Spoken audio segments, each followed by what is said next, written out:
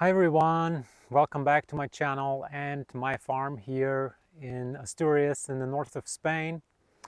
I've just spent an amazing weekend at the Center of Permaculture called El Mandala in Asturias, where I did a Syntropic agroforestry workshop with Anna from Agroforest. And now I want to just put this into practice. So the homework is to create a Syntropic line of 1 meter length and just plant it really densely, ideally close to your permaculture zone 1, near your home or where you walk around every day, so you can see it and study it in detail and then learn from that. So I want to document this process and all the preparation that goes into it, then the planting, and in the end the cutting or the maintenance after the planting. So let's jump into it. Let me talk you through the tools, materials, seeds and plants that we need for this. One of the biggest overhead maybe that takes the longest preparation is just collecting seeds from everywhere, anywhere that you can find in your neighborhood.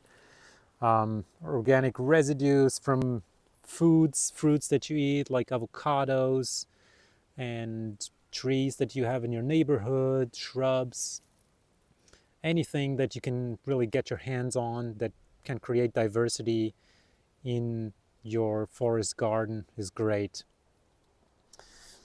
Next, what do we need? Here we have a bag of mulch, which it's just grass that I scythed and nettles that I had and some leaf mold that I collected from the forest.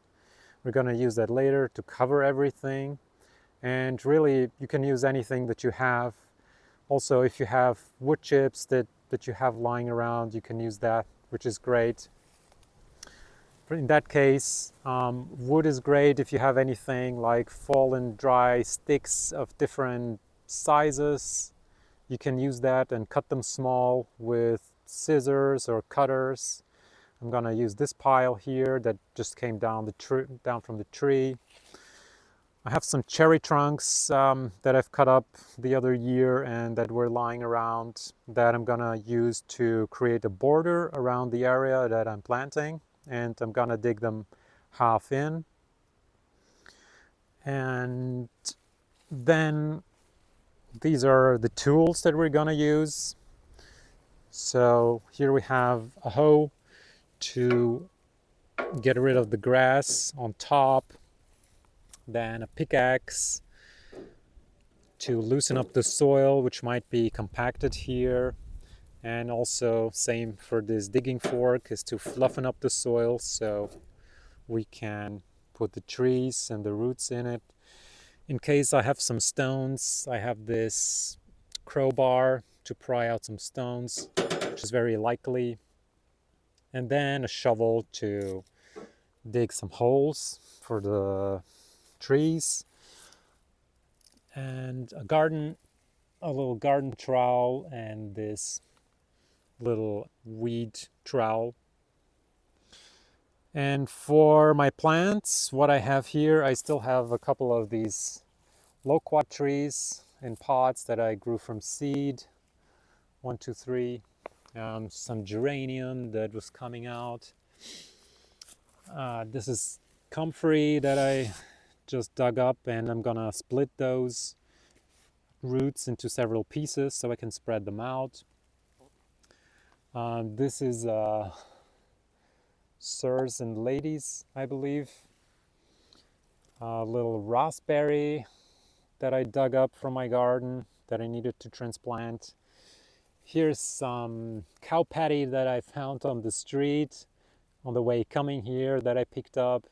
Really great to use instead of compost. I also managed to get some compost, some rosemary cuttings, and some strawberry suckers.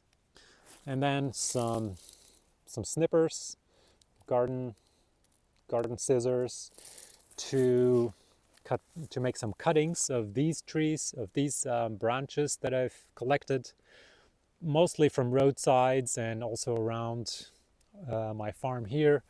This is a fig, and this is a peach here, and this is elderberry. Gonna do cuttings and also stick them into the ground. So far, oh yeah, and a measuring tape to be exact, to be very German about it. This may seem a lot of material to plant in this 1 meter by half a meter big patch, but I'm probably not going to use all of that, but I just want to make sure I have a little bit of everything to create a really dense and high diversity basically for my patch. And the rest of it I'm gonna use for the next meter. And yeah, so this is my preparation. This might maybe even take a day before the planting, you know, to get all the materials necessary to gather. So yeah, it's good to take your time, and even more in case of the seeds. In fact, I make it a habit to just always have plastic bags with me in my jacket, in my pockets, wherever I go, be it on the streets, in the city, in parks, on the roadsides, or whatever, where I find interesting seeds. I just take them and collect them all year round, basically. So I have always a forest in my seed bank that I can work with. But first off, I would like to process this pile of wood into smaller sticks that I can spread. And so they're also not voluminous, but they can lie really flat on the ground.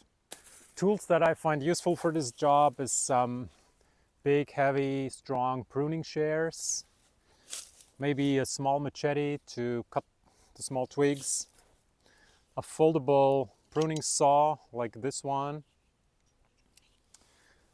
and some garden shears or snippers like that.